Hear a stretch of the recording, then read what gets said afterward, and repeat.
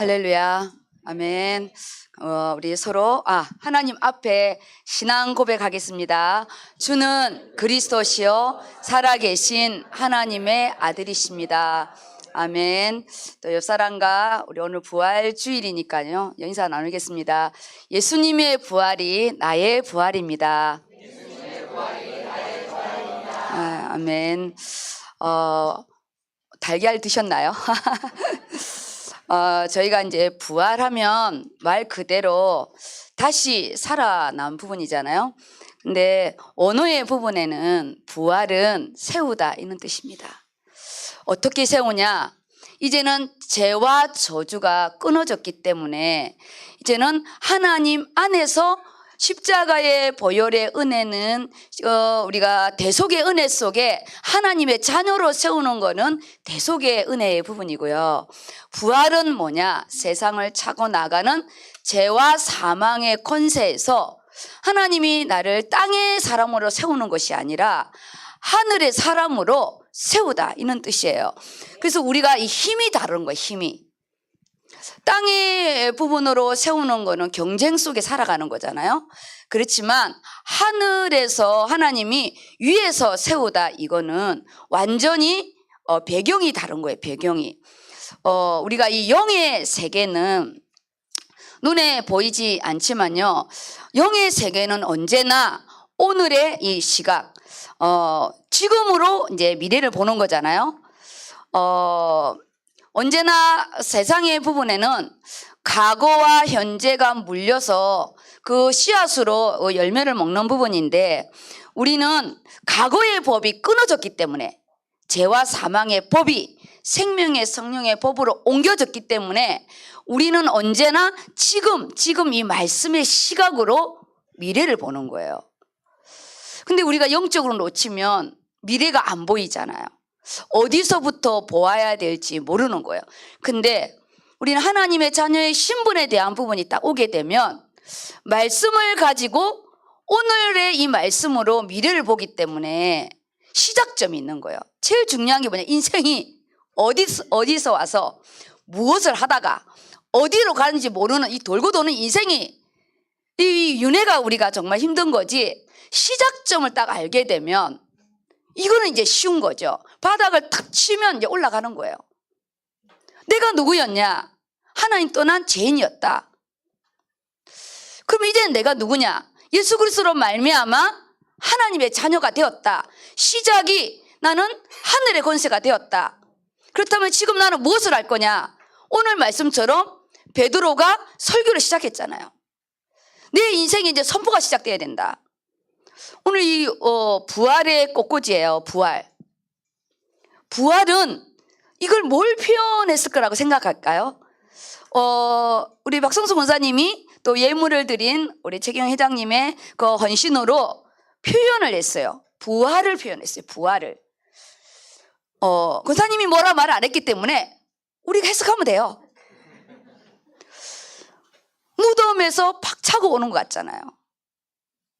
이 어둠에서 위에 이 박차고 죽음에서 지옥에서 저주에서 우리는 끊어지고 우리는요 하나님이 세상에 세우다. 하나님의 영광이고 죽음에서 끝났고 이런 표현이에요. 오늘 주보 첫 장 보실래요? 주보 뭘까요? 우리 임상희 이사님이 부활절 주보를 냈어요. 그 앞에 있는 문은 성경이에요. 성경. 말씀, 성경대로 죽으시고 성경대로 부활한 거예요. 말씀대로 오시고 말씀대로 죽으시고 말씀대로 부활하신 거예요. 말씀의 문을 열어버린 거예요. 부활하신 거라고. 부활. 문이 열린 거예요. 문이. 우리가 인생이 답답할 때는 앞에도 안 보이고 뒤도 안 보이고 참 깜깜할 때가 있잖아요. 우리는 그러면 무슨 법으로 봐야 되냐? 영생의 법으로 보아야 돼요.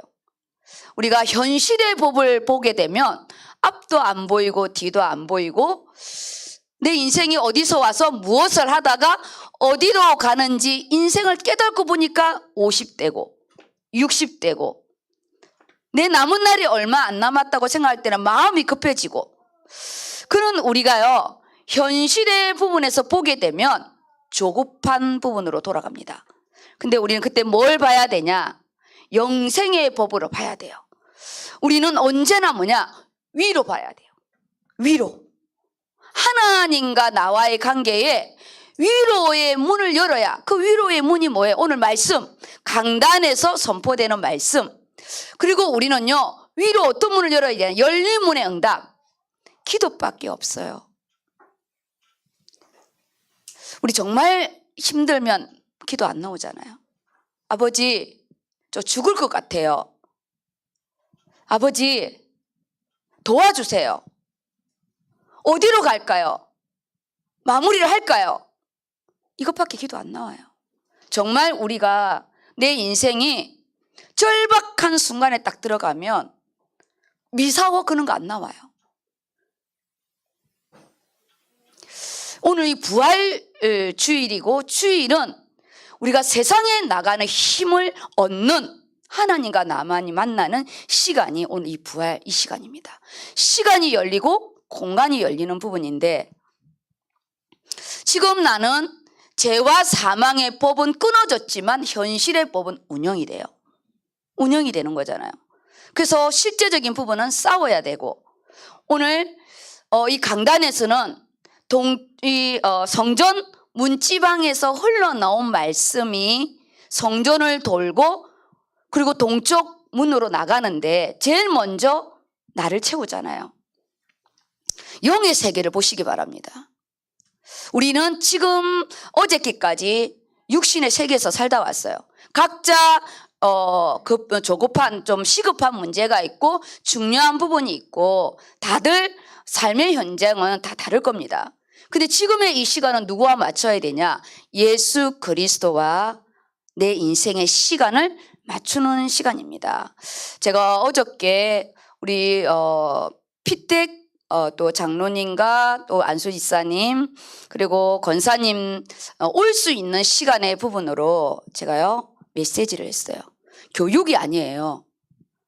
앞으로 영원토록 받아가야 할 말씀을 선포했어요. 직분은 완장이 아닙니다. 그리고요 안수를 받게 되면 항존직으로 가기 때문에 내가 이거를 싫다고 버리고 내가 좋다고 끼는 그런 부분이 아니라, 앞으로 내가 이 그릇을 영원한 기념비로만 끝날 것인지 아니면 영원한 근원적인 응답을 받을 것인지, 많은 성도님들이 근원적인 본질적인 응답을 놓치고 기념비만 받고 있거든요. 그래서 내가 이 직분을 하나님 나라 갈 때까지 받을 그 응답의 부분을 선포했습니다. 그걸 원래는 좀 일찍 하려고 했는데 주일마다 교회 행사가 있어가지고 할 수가 없었어요. 근데 어제도 제가 목이 쉬고 그래서 안 하려고 했는데, 이제 시간 놓치면 이제 이게 안 되는 거예요. 다음 주이기 때문에. 그래서 그냥 강권적으로 진행을 이렇게 했습니다. 제가 개인적으로 이거를 다 해줄 수가 없기 때문에, 왜냐하면 제가 받은 응답이 좀 있거든요. 그리고 이번에 저희가 중직을 받는 부분은 우리가 본당 건축과 또 우리 헌당의 부분을 마무리하면서 나에게 주는 부분이기 때문에 인생의 시작의 부분을 건축의 응답과 선교의 응답을 두 가지를 받지 않으면 본질적인 응답 놓치는 거예요. 그래서 오늘 말씀 부분이 이제 부활의 부분이기 때문에 금요 말씀은 칸탄타로 진행되었잖아요.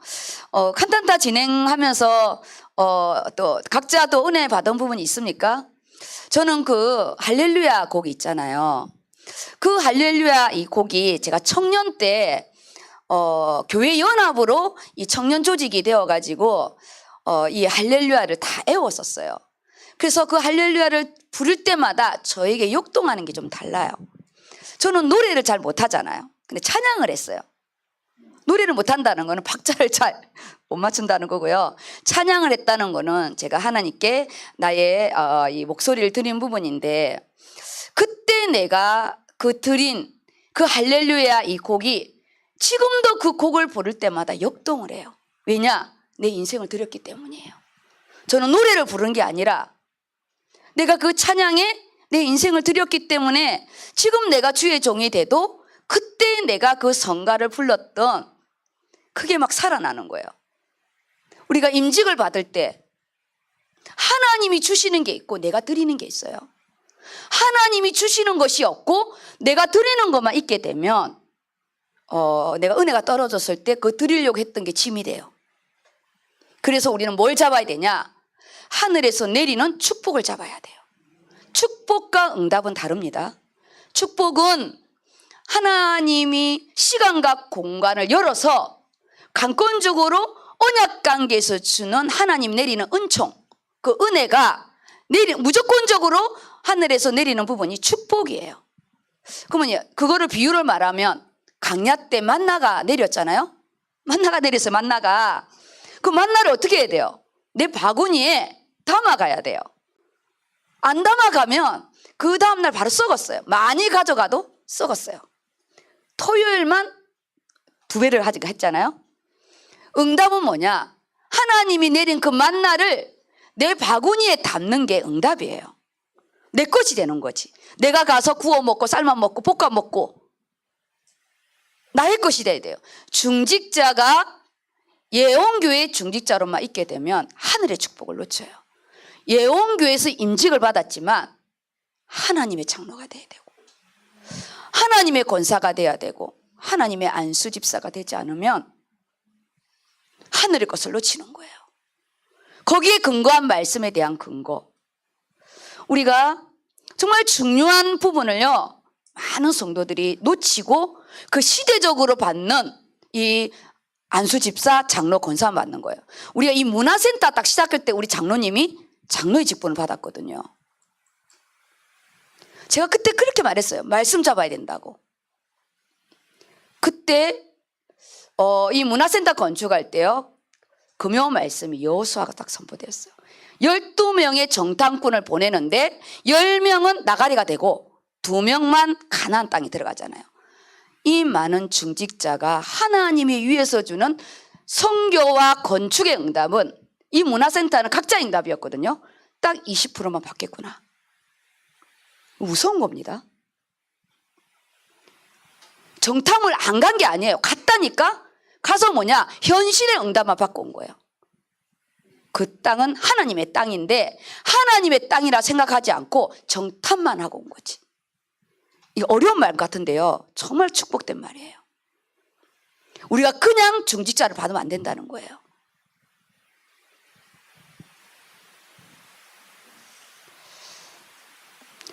중직을 받게 되면 자녀가 세워지고 가문이 세워지는데 이 시간표를 우리가요, 내 말씀으로 언약의 부분이 없어지면 10년이 되고 20년이 되었는데 바로 그 자리입니다. 그래서 그때 내가 장로님한테 말씀 잡아야 된다고 그랬어요.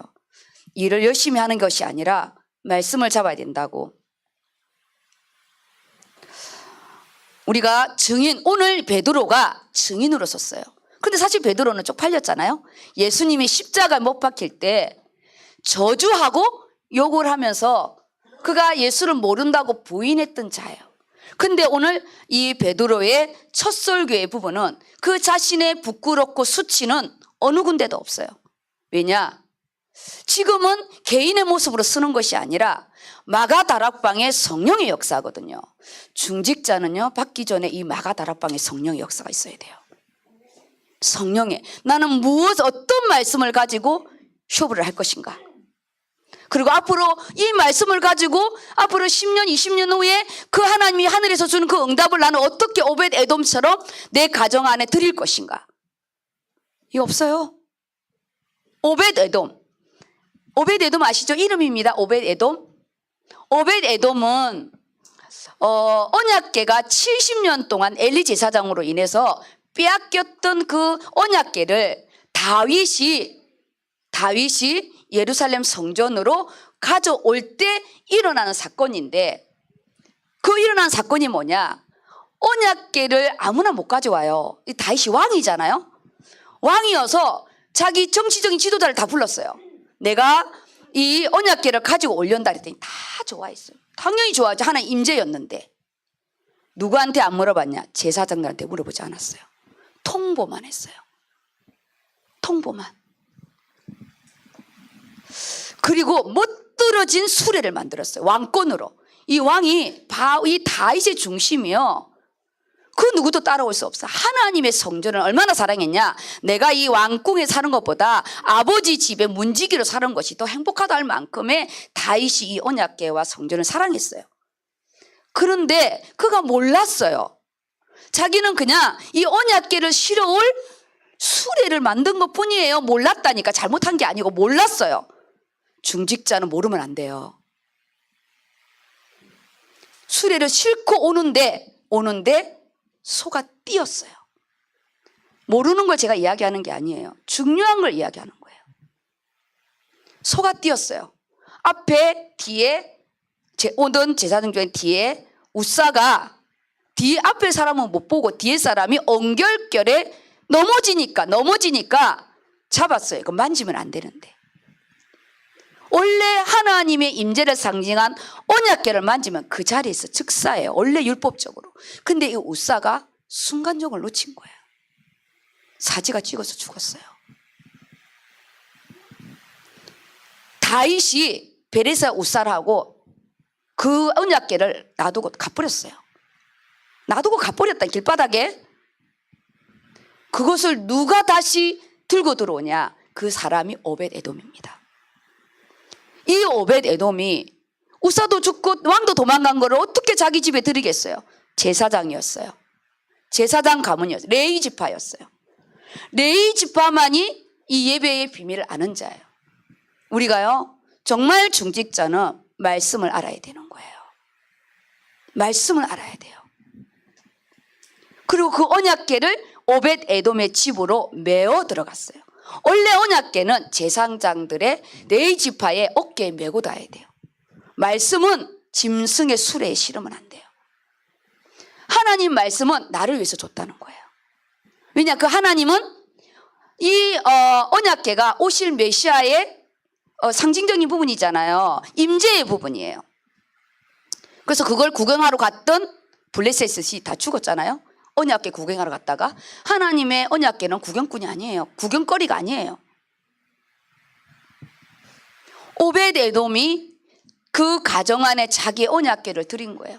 하나님, 내가 말씀을 내 안에 드리게 해주시고 우리 가정 안에 드리게 해주시고 내 인생 안에 하나 이걸 드리게 해주세요. 이게 2013년 본당 건축을 할 때 새벽기도 말씀이에요.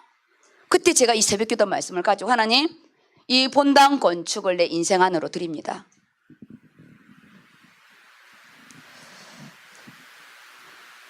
그리고 그 온 가족이 기뻐했는데 하나님이 이 오벳 에돔의 가정을 축복했어요. 이 소식을 3개월 후에 들은 다윗이 하나님 앞에 회개했어요. 언약궤를 짐승의 수레에 실는 게 아니라 하나님의 제사 레위 지파의 어깨에 메야 되는데, 그래서 중직자들 그리고 우리는요, 내 열정, 내 중심으로만 주의 일을 섬기면 안 돼. 지도자들은 방향을 같이 봐야 되고요. 이것이 안 맞다 할지라도 방향이 맞다 하면 가야 되는 거예요. 원래 리더자들은 그렇게 해야 돼요. 아, 이건 나랑 방향 안 맞습니다. 이거는 틀립니다. 그거는 죽음이에요. 그러려면 처음부터 언약궤를 안 가지고 와야 돼. 그럼 처음부터 중직자를 안 받아야 돼요.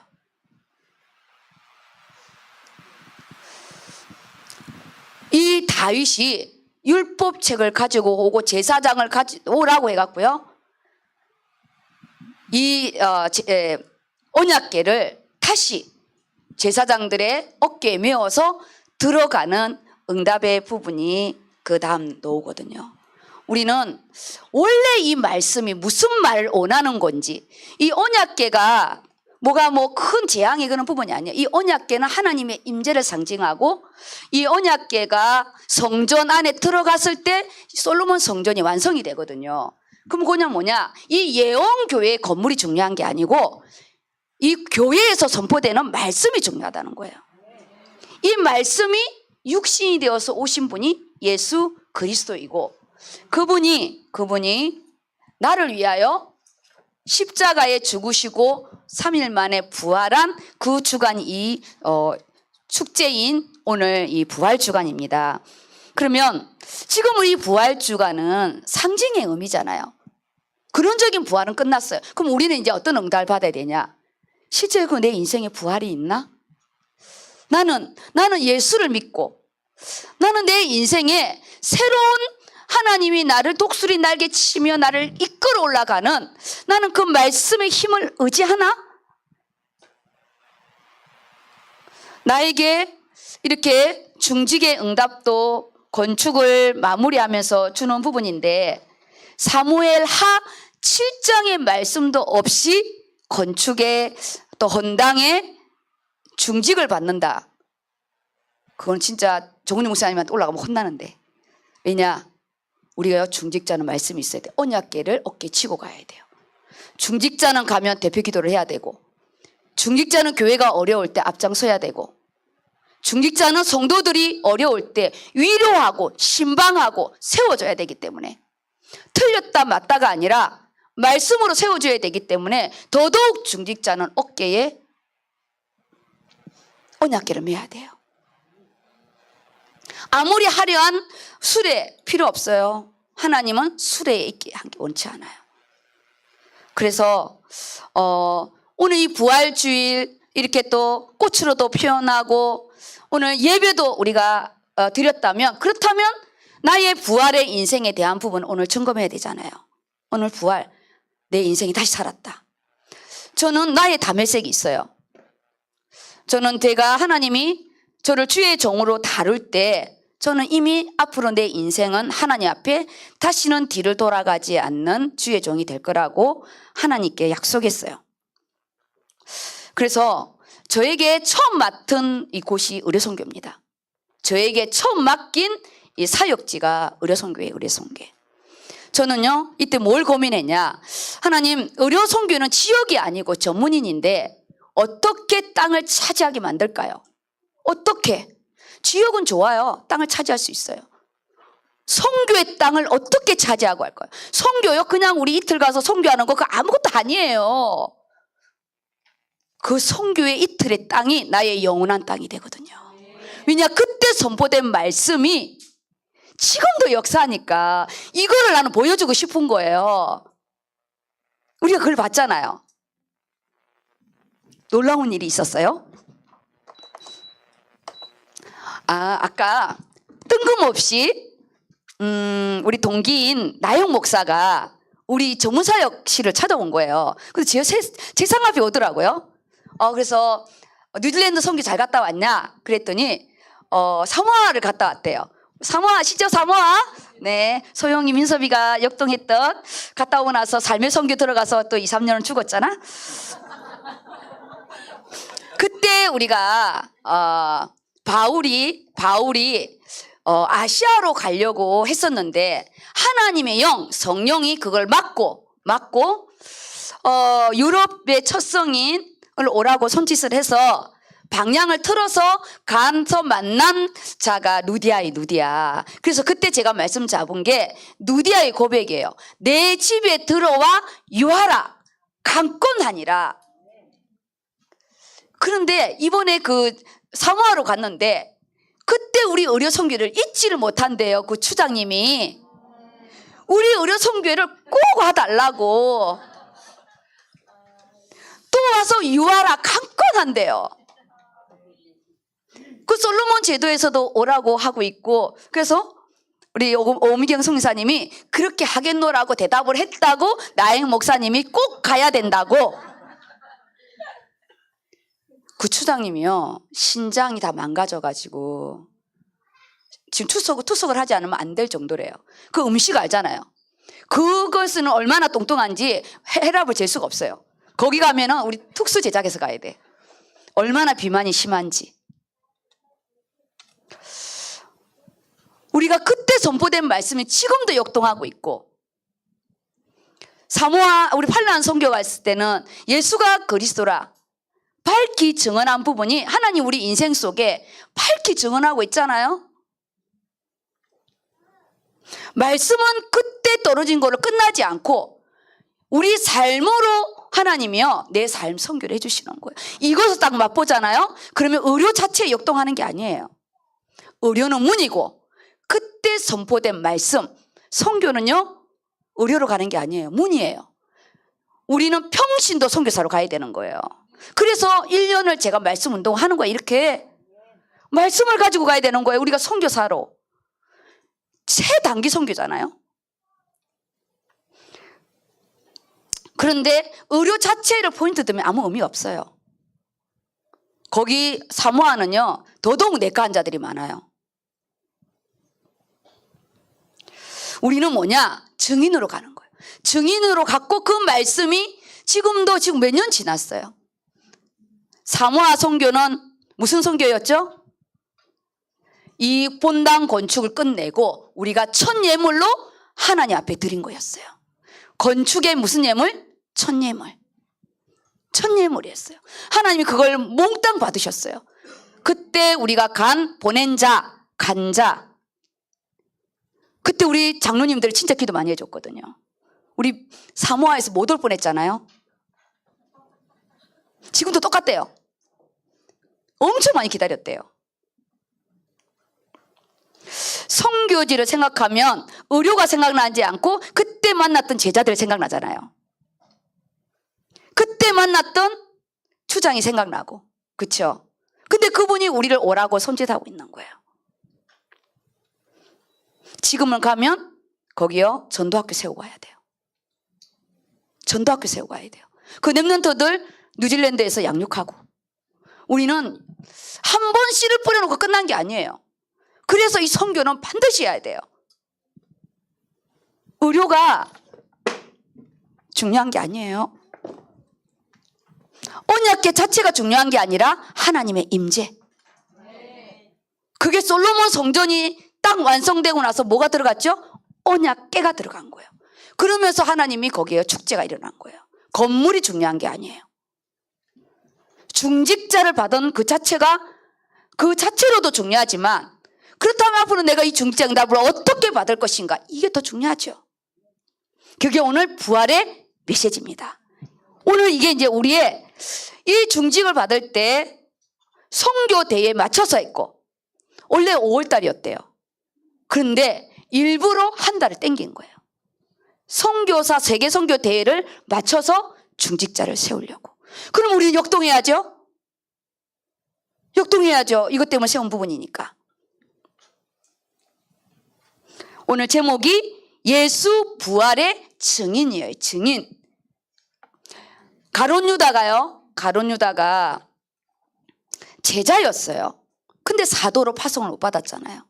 제자는 부르심이에요. 우리가요 보내는 거는 사도예요. 파송. 우리가 이 예배에 드리는 부분은 제자의 응답이에요. 그리고 우리 한꺼번에 역동해야 돼요.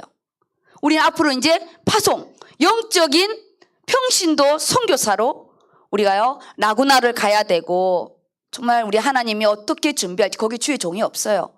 교회 목회자를 세워야 되고, 거기 대학 청년과 중직자를 세워야 되고, 하나님이 어떻게 그 일을 진행할지 우리가요 오늘 부활, 예수 부활의 증인이에요. 예수 부활. 그러면 본문을 읽겠습니다. 사도행전 2장이 지난주부터 연결돼서 오는 거. 우리가 라구나 현장에 사전 답사 간 그때부터 지금 사도행전 2장이거든요. 올해는 뭐냐? 기도해야 돼요. 기도. 이번 중직자님들요 정말 기도해야 돼요. 좀 역동하는 은혜가 있는데. 자, 22절 읽어주세요. 사도행전 2장 22절 말씀. 이스라엘 사람들아, 이 말을 들으라. 너희도 아는 바와 같이 하나님께서 나사렛 예수로 큰 권능과 기사와 표적을 너희 가운데서 베푸사 너희 앞에서 그를 증언하셨느니라. 자, 여기요 본문 문자로 읽으면 안 돼요. 이 말이 지금 나에게 살아 역동하는 거예요. 무엇이냐? 이스라엘 사람들아, 오늘 여기 함께 예배드리는 우리 모든 성도님들이요, 이 말을 듣는 게 뭐냐? 너희도 아는 바와 같이 하나님께서 나사렛 예수, 이 나사렛 예수를 왜 강조한 줄 알아요? 엄청 무시했거든요. 나사렛에서 무슨 선한 것이 나겠느냐? 저 나사렛 예수, 예루살렘 제사장 집안에서 태어났다면, 유다 지파에서 태어났다면, 부잣집에서 태어났다면 이렇게 멸시 안 하겠죠. 우리는 보이는 것으로 판단하면 안 돼요. 장로가 어떤 일을 해야 되는지, 안수 집사가 어떤 사역을 해야 되는지, 권사가 어떤 일을 해야 되는지 우리요 이거 알아야 돼요.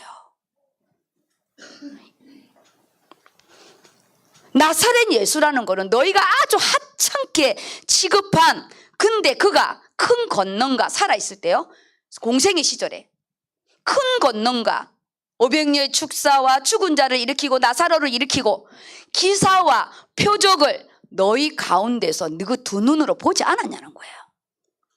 생각해 보세요. 우리에게 역사 응답이 얼마나 많아요. 하나님이 나의 사업과 내 인생과 내 건강 속에, 하나님이 내 가정 속에 얼마나 많은 응답을 해주셨어요.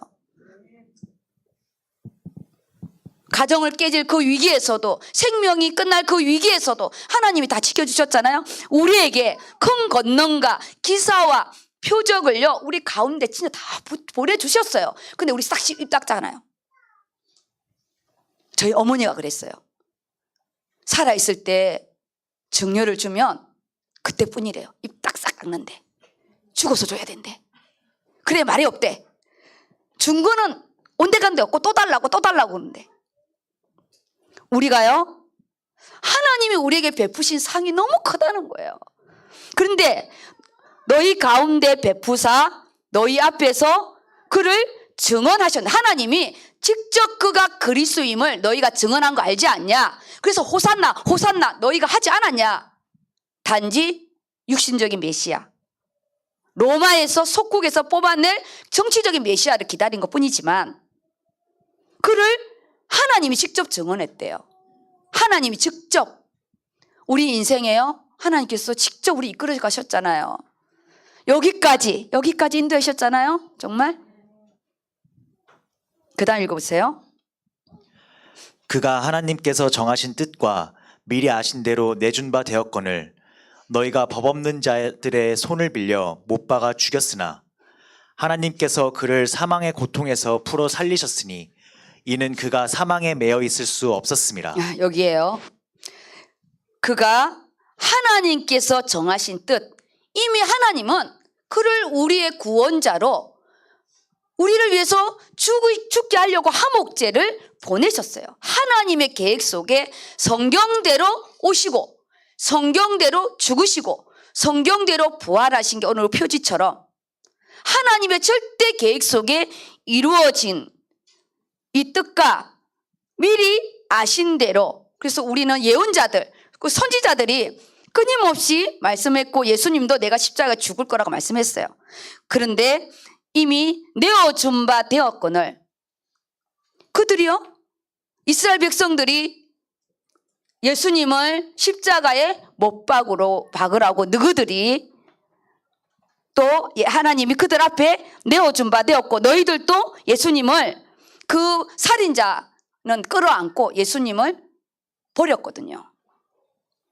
그리고 너희가 법 없는 자들의 손이래요. 로마 병정들, 유대인들, 유대법의 이방인들의, 유대인이 아닌 이방인들 손에 넣었다는 것이 율법이 없는 자들의 손, 그 이방인 로마 병정들의 손에 빌려 너희들이 죽게 하였다는 거예요. 그런데 하나님께서는 그를 사망의 고통에서 풀어 살리셨으니 이는 그가 사망에 매여 있을 수 없음이라.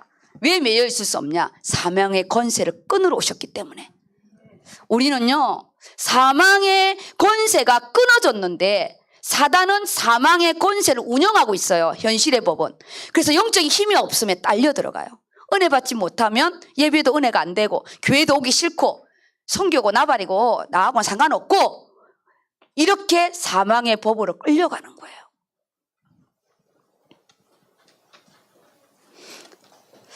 오직 하나님만이 해결할 수 있잖아요. 우리의 원죄와 지옥에 갈 그 영원한 저주와 재앙은 인간 스스로는, 원죄를 가지고 태어난 우리는 누구를 위해서 절대 죽을 수도 없고 해결할 수도 없는 원죄는 하나님 앞에 범죄이기 때문에 하나님만이 해결할 수 있어요. 그리고 이 말씀은 뭐냐? 정말 우리가 가장 큰 문제는 우리 힘으로 해결할 수가 없어요. 우리는 위로 문을 열어야 돼요. 기도밖에 없어요. 기도밖에 없어요. 금요일날 제가 통곡했어요. 아버지 앞에. 통곡했어요. 이건 아버지밖에 할 수 없다 그랬어요. 하나님 우리 인생이 사기치지 않게 해주시고 제가 하나님께 통곡했어요. 이 의료선교에 제가 안 맞는다고 했을 때 하나님이 저에게 강권적으로 맡기신 거라고. 저와 하나님만이 내가 쇼부할 수 있는 것이 있어요. 하나님은 이 일로 내 목숨을 다루었기 때문에 저는 겁난 게 없어요. 죽으면 죽으리다. 못 가면 못 가는 거예요.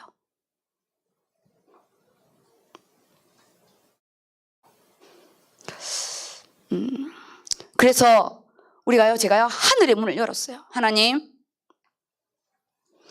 제가 주를 의지하여 이 길을 가고 있고 주님만 내가 증거하려고 이 길을 가고 있고 내가 이 말씀의 비밀, 선교의 비밀을 아는 제자들을 키우고 싶고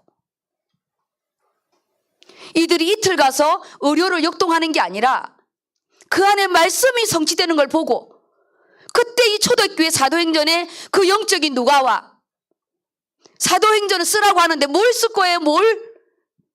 아니 나의 사도행전을 쓰라는데 뭘 쓰실 건데요? 현장 거를 써야죠. 이 복음, 기쁜 소식, 유앙겔리온, 하나님이 인간으로 오시다. 하나님이 나를 위해서 오신 거예요. 최진실 딸 인터넷을 봤는데 감동의 메시지라고 해놨더라고요.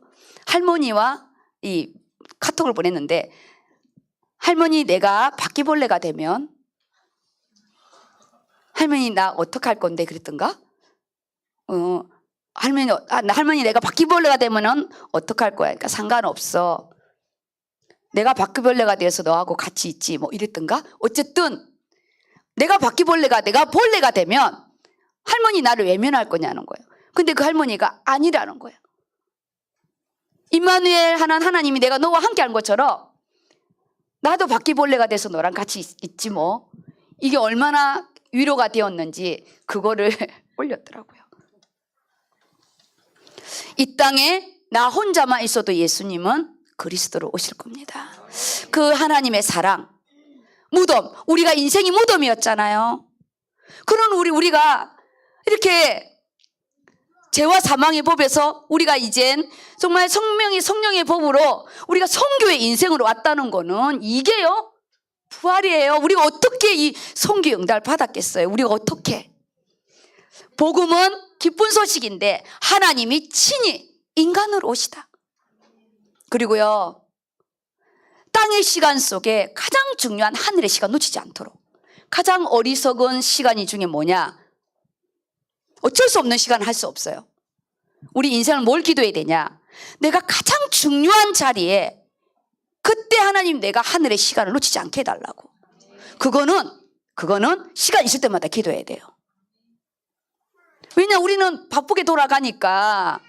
그리고 하나님 가장 중요할 때 누구를 통해서든 내가 그 자리에 있을 수 있도록 나에게 소식을 좀 전해주세요. 제가 사역할 때 그 기도했거든요. 하나님 나는 신학교 다녀야 되고 성교도 해야 이게 뭐죠? 아이도 키워야 되고 다락방도 해야 되고 공부도 해야 되고 그때 공부를 내가 3개를 하고 있었잖아요. 청소년학과 공부하고 있었죠. 사회복지 공부하고 있었죠. 신학교 공부하고 있었죠.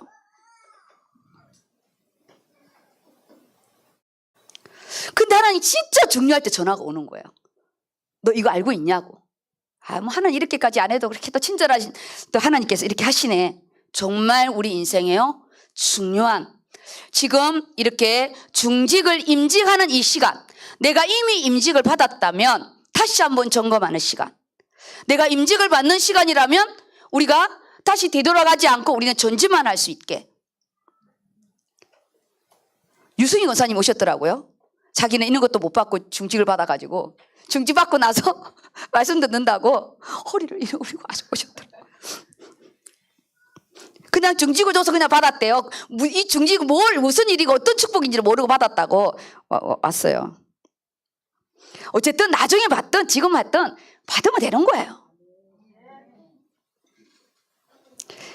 이 땅에 나를 구원하러 오셨는데 오늘 이 베드로가 그 예수님을 증거하는 거예요. 우리의 증거는 뭔 줄 알아요? 영전 메시지만 하는 게 증거 아니에요. 내가 변하는 게 증거예요. 내 삶이 변하는 것이 첫 번째 우리예요. 부활의 증인이에요. 증인. 그래서 가룟 유다가 죽고 나서요, 한 명을 채울 때는 그 예수님의 공생의 사역과 그의 죽으심과 그의 이 부활하심, 승천을 본 자를 뽑았어요. 딴소리 하면 안 되니까. 승천까지 본 자를. 그리고 이 마가 다락방에서 기도를 같이 시작해요. 같이 시작해요.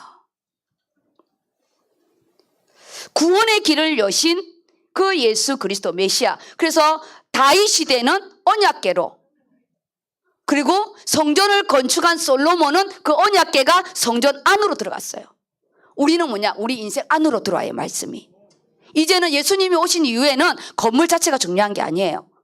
우리 저기 있는 가나안, 그게 중요한 게 아니에요. 말씀이 선포되는 현장이 가나안이거든요. 우리가 중요해요. 우리가 중요한 거예요. 그 당시에는 부활하신 예수를 선포하는 거. 그런데 그들이 뭐라 했어요? 저기 누구들이냐? 갈릴리 사람들 아니냐? 어떻게 각기 방언으로 말하냐고 깜짝 놀랐잖아요.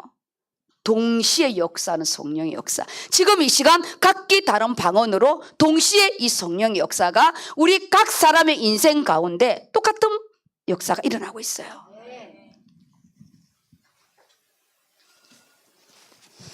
창세기 3장 15절은요. 만왕의 왕권으로 오신 예수 그리스도예요. 사단의 대가리를 깬다고 그랬거든요.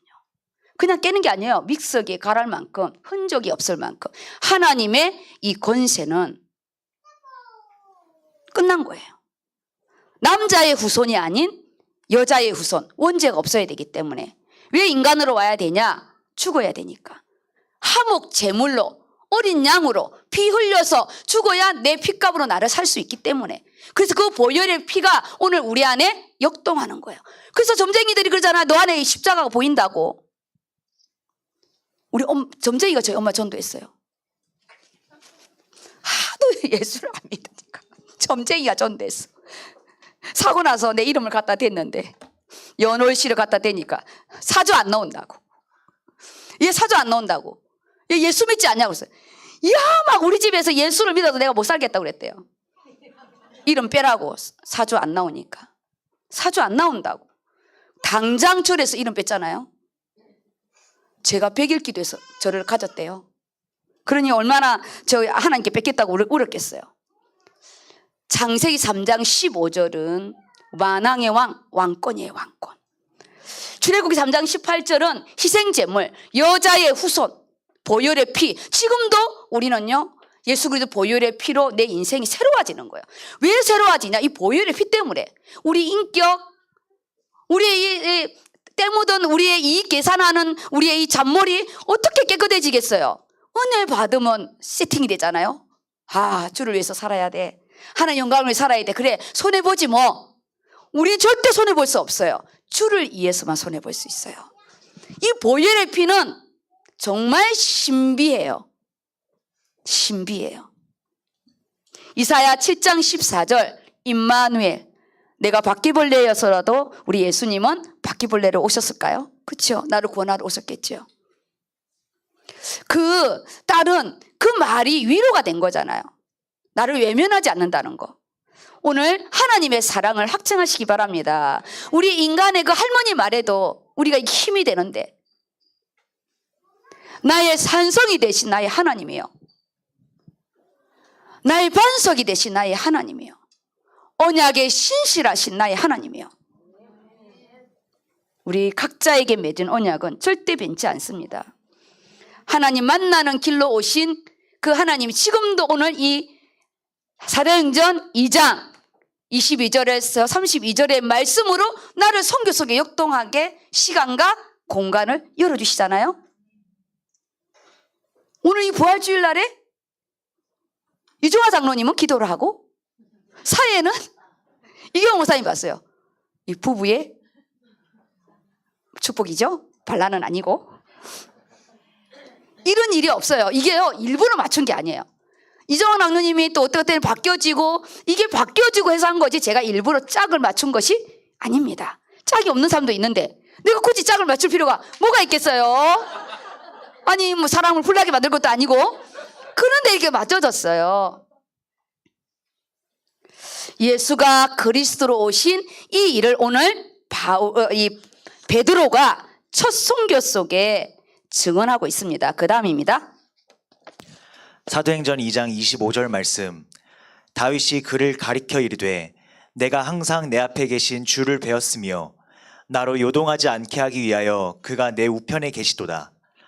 그러므로 내 마음이 기뻐하였고 내 혀도 즐거워하였으며 육체도 희망에 거하리니 이는 내 영혼을 음부에 버리지 아니하시며 주의 거룩한 자로 썩음을 당하지 않게 하실 것이미로다.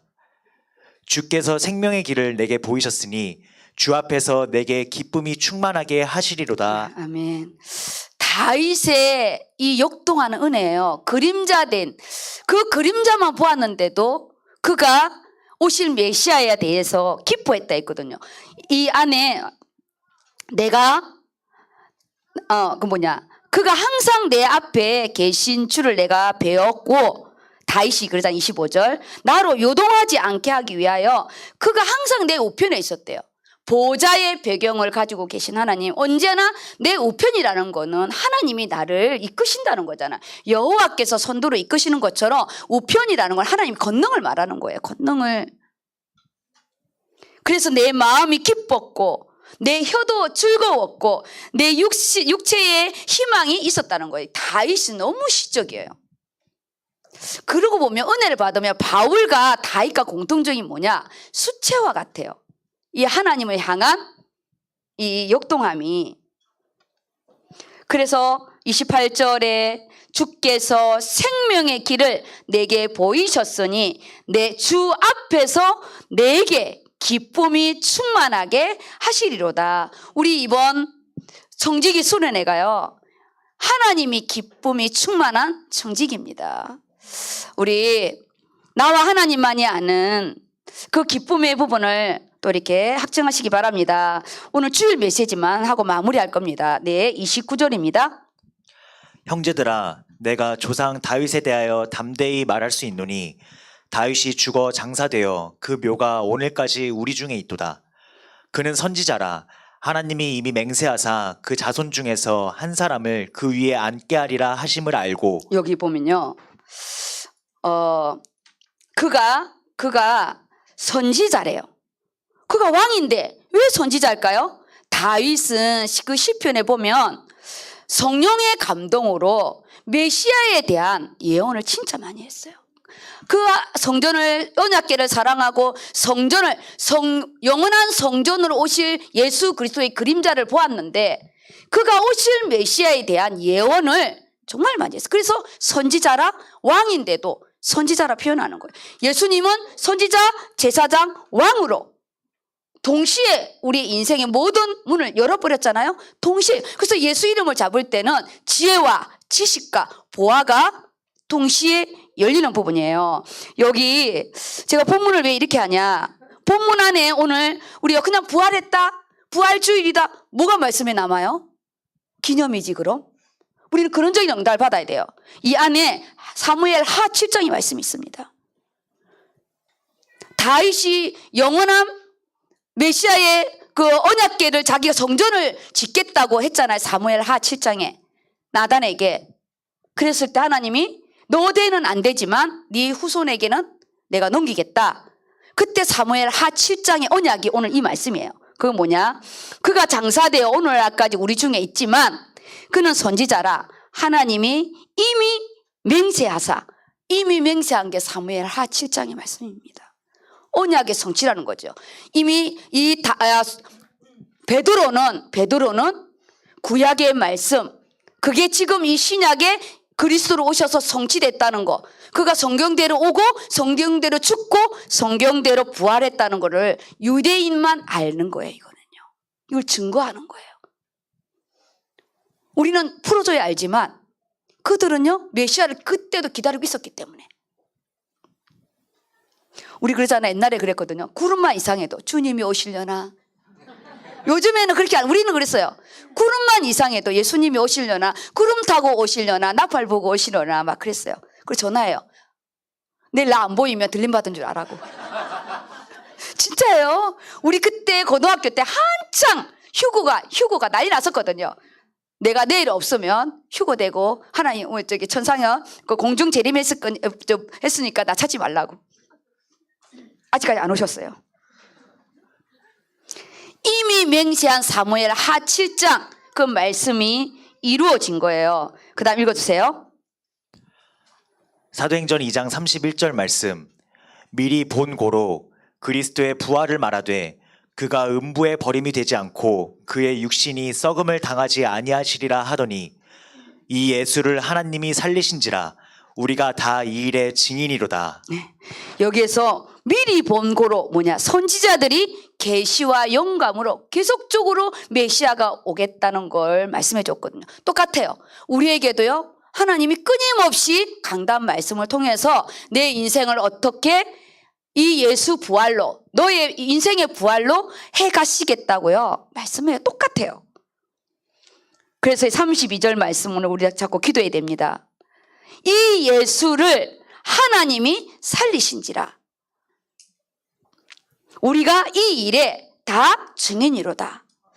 예수가 살아난 건 우리는 육신적인 목격을 안 했어요.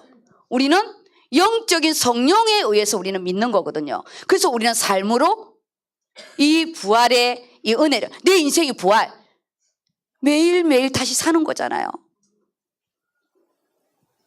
그 이후에 우리에게 오는 게 뭐냐, 이 부요함이에요. 정말 은혜를 받으면요 부유하게 변해요. 찌질하고 내 것밖에 모르고 내 입에만 들어가는 거 아니고 공동체 함께 가는 응답을 주시거든요. 그래서 31절에 미리 보다, 항상 하나님은 우리 인생에 미리 보는 응답을 주세요. 미리 보는. 구약의 말씀은 너무나 정확한 랩이거든요.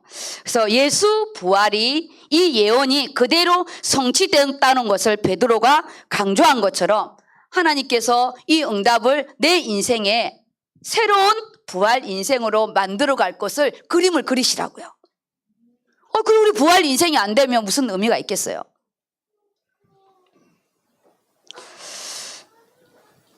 그래서 말씀을 마무리하겠습니다. 예수님이 그리스도로 나를 위하여 십자가에 죽으신 그것이 이론이 되지 않고 오늘도 내가 입으로 고백할 때 참 제사장 되신 그리스도께서 나에게 말씀으로 인도해 주시고 말씀을 밝히 들을 수 있는 영적인 귀가 열리고 왕이잖아요. 왕. 이 왕은 다스림이에요. 말씀에 다스림을 받는 은혜가 있기를 바랍니다. 우리가 뭐 누구 말을 듣겠어요? 근데 참 이상한 게 말씀은 잘 안 듣는데 선악과 따먹자 이건 잘 듣잖아요. 우리가 선악과 따먹자, 오늘 끝나고 놀러 가자 막 이런 거는 잘합니다. 아우 오케이 커피 마시러 가자, 어떤 것도 이유가 안 돼요. 좋아요. 중직자 회의 할 거야. 나 시간 없는데. 바로 참 선지자, 우리의 인생이 내 안에 이 말씀이 동시에 오늘요 이 부활주일이 나의 새로운 시작이 되기 바랍니다. 특별히 임직을 받는 우리 한 분 한 분 하나님의 은혜가 갑절로 임하시고, 제가 우리 제자직이 없어서 참 그런데 하나님이 또 이 중직자 메시지를 내가 또 할 때가 되면 하나님께서 이 또 은혜를 주실 줄 믿습니다. 우리가 예수를 영접한 거는 이래로 끝나요. 그렇지만 그 코에 생기를 넣어 생명이 됩니다. 오늘 이 말씀을 듣고 일주일에 우리의 삶은 다릅니다. 우리가 멋있는 역동하는 인생 되시고요.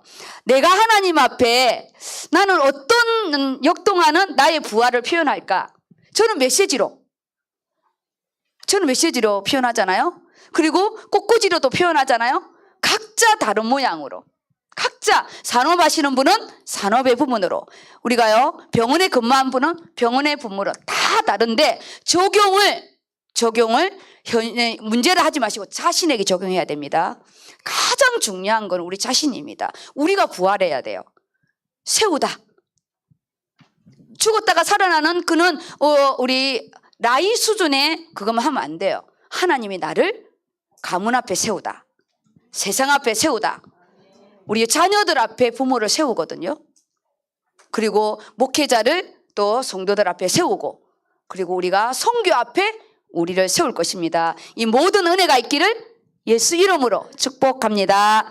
아멘. 우리 말씀 잡고 기도하겠습니다.